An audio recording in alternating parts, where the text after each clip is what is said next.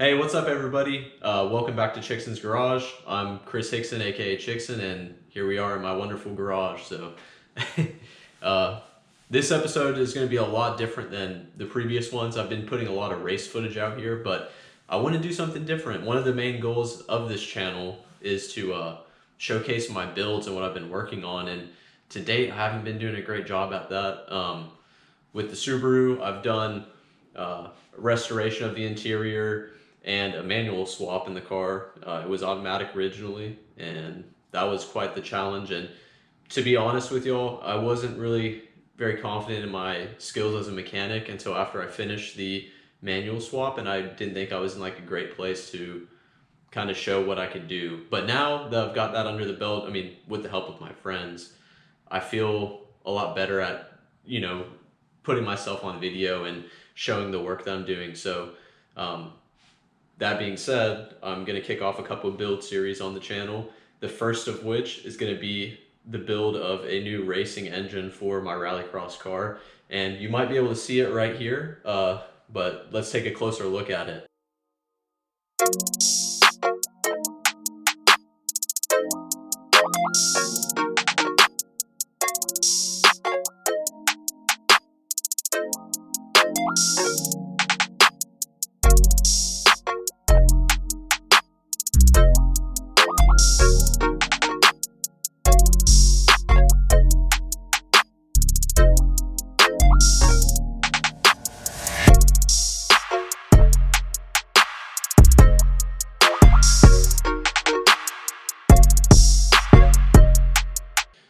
Okay, so now that we've taken a little peek at the engine, let me tell you all a little bit about my goals for this build here.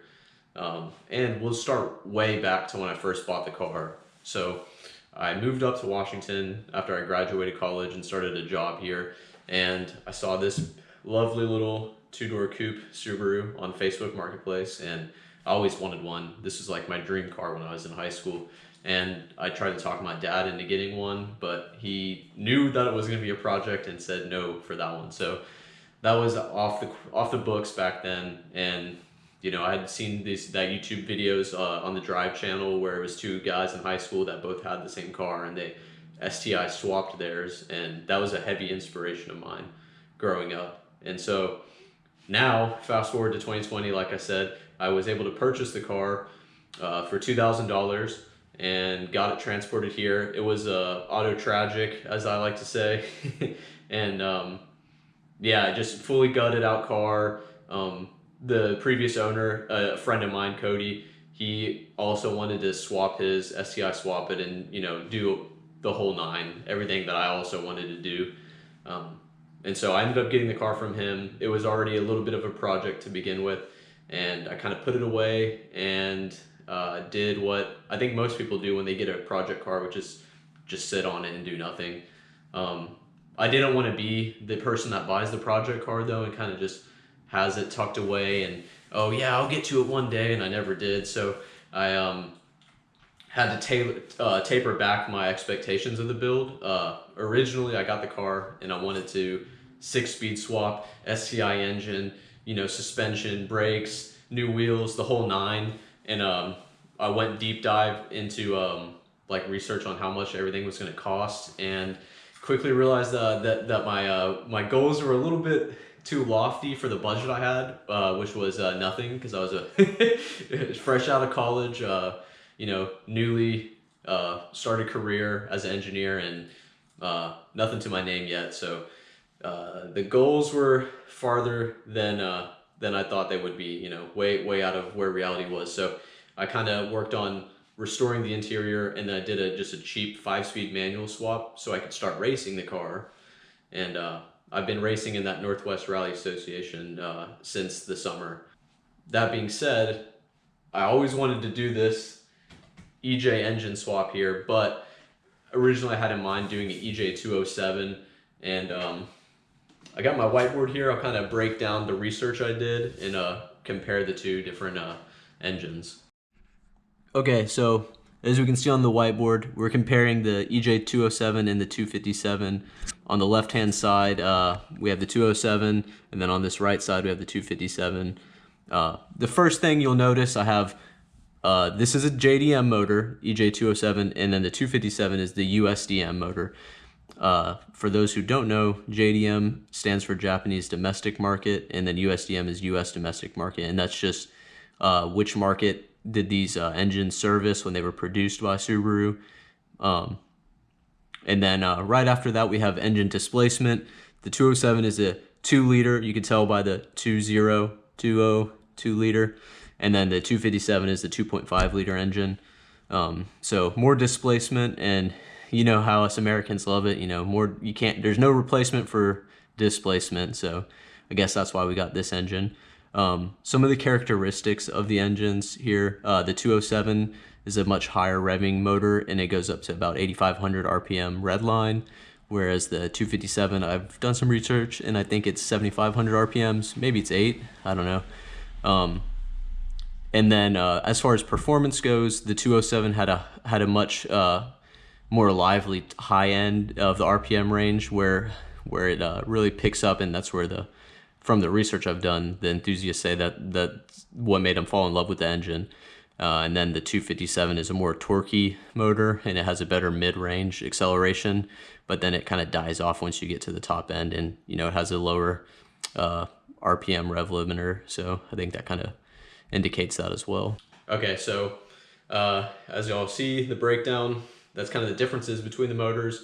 Now, I told you I wanted a 207, and the main reason I wanted a 207 was because that top end. A lot of people say it's just really a lively engine to drive, but why the hell did I get this 257? The answer is quite simple, really. It was free. So my friend Cody, he gave me this short block. He got a couple of them, 4 engines that have been used and abused, and this one allegedly had a spun bearing, which is, you know, if you know anything about Subarus, this is a Subaru problem. It checks out. EJ257, they're known to spin bearings, and maybe it's because of oil starvation to the engine. I'm not sure yet. I haven't, you know, taken it apart. You can see the case is still together, but in the series, my next video, I'm planning to tear into this guy, and we're going to look and see what's wrong with it, and one is even worth saving. For me, I think it should be, because like I said, it was free. So if I can, you know, take it apart and get it resurfaced or whatever needs to be done to get it back into shape, I think that's going to be really great for my budget. Okay, so we've looked at comparison between the 207 and the 257. I kind of explained why I have the 257, even though I wanted a 207. But now I think it's time to get into the actual build for this engine, or what the build plan is going to be, rather. And to do that, I'm going to reuse my whiteboard here, and I have a kind of list of what my goals are and what I think would be a good build for Rallycross, and then a plan for how I want to achieve that.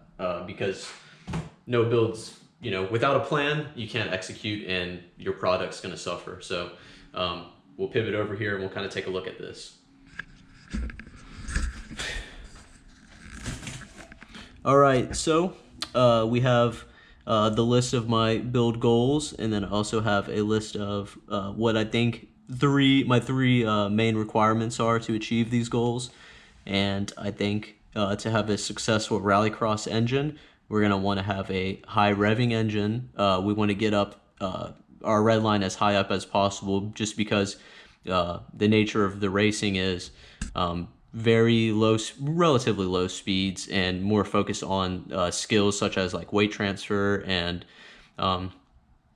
just sharper corners, and just a lot of patience and that type of driving. So I think a high revving engine is going to be beneficial. Also, we want to have a very torquey motor so that we can get weight transfer pretty much on demand whenever we want it, so that we could get set up for corners, and, you know, eventually I hope to be able to do pendulum turns. So to perform that, you want a really torquey engine.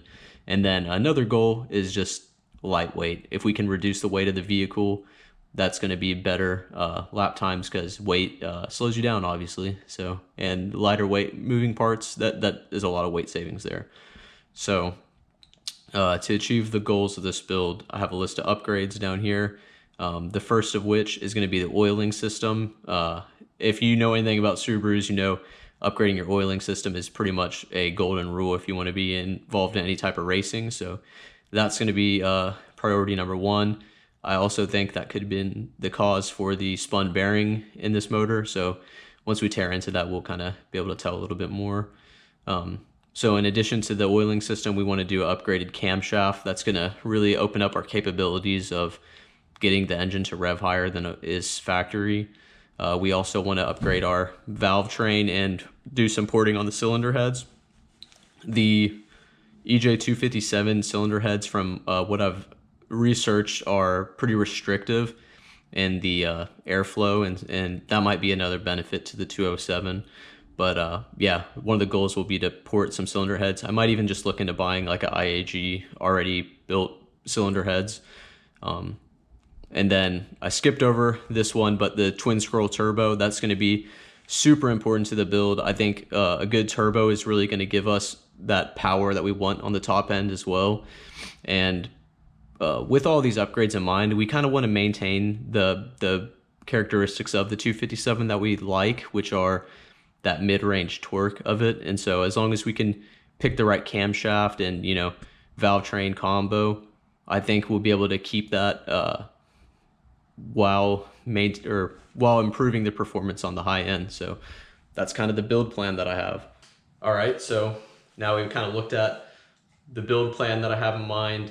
Let me just tell you all a little bit about how I expect the series to go, because I don't think this is going to happen overnight. Like I mentioned before, budget is obviously a concern of mine. I'm still, you know, young career engineer and still working on a budget. So this is going to happen over time, but for the next video, I plan to tear into this engine here. We'll kind of look at what's wrong with it, and maybe I can help other people diagnose problems with their engine when they open them up if they plan to do work themselves. I'm still learning how to do this. I'm not the best, so I'm not an expert, but we're going to learn together. And then we're going to do a breakdown, see what's wrong with it. We're going to start speccing out parts. So I'll bring some of my engineering skills, hopefully, into the speccing out of the parts, where I can kind of talk y'all through my thought process of why am I picking this camshaft versus this one, and kind of come through with a cohesive solution. And then we'll work on buying the parts, obviously, and then once I get them in, we'll have videos on how to install everything, and then eventually we'll start it up. So this is going to be an exciting series. I hope you guys are excited as I am. Please like, subscribe, comment, you know, hit the alert so that you can get updated as these videos come out. But yeah, I'm excited, and I'm looking forward to building out the rest of the series. So see y'all in the next episode.